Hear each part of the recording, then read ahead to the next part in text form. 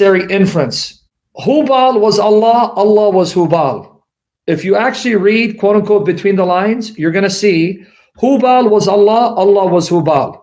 So are you now ready to dig in? Okay, ready? Make sure you click on those links to the articles and save them. One thing I want to share. I want to give you a little background on the pagan religion in Mecca. Mecca, according to the Muslim sources, is the place where Muhammad was born.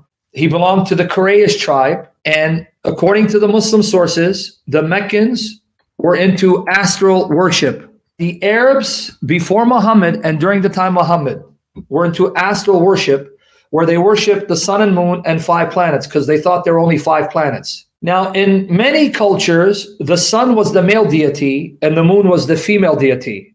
Not in Arabia. The moon was the male deity and the sun was the female deity. And the sun was the consort, the wife of the moon. If I'm not confusing you, let me just read what Abdullah Yusuf Ali says. I can't read all of it. This is a Muslim whose Quran translation was widely circulated and distributed in the 20th century. It will be noticed that the sun and the moon and the 5 planets got identified, each with a living deity, god or goddess, with characteristics and qualities of its own. Did you catch what he just said? The Arabs in Mecca worship the sun and moon and 5 planets as 7 gods and goddesses. You're going to see the relevance in a minute. Now let me read the rest of it. Let me skip and let me get to the relevant part. He goes, and the Arabic word for the moon, qamar, is of the masculine gender. And on the other hand, the Arabic word for the sun, shams, is of the feminine gender. The pagan Arabs evidently looked upon the sun as a goddess and the moon as a god.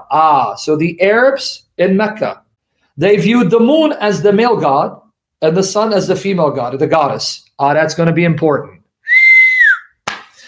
The moon is the male deity. Okay. Because it's the planet associated with the chief god of the pantheon, the chief god worshipped by the Arab pagans and a host of gods and goddesses. And the chief god is male. So the moon, that's a masculine now. So it's associated with the male deity who's the chief. But hold on. The chief deity is supposed to be Allah. That means you just established that for the pagans, Allah was the moon god. Oh my goodness. You want me there?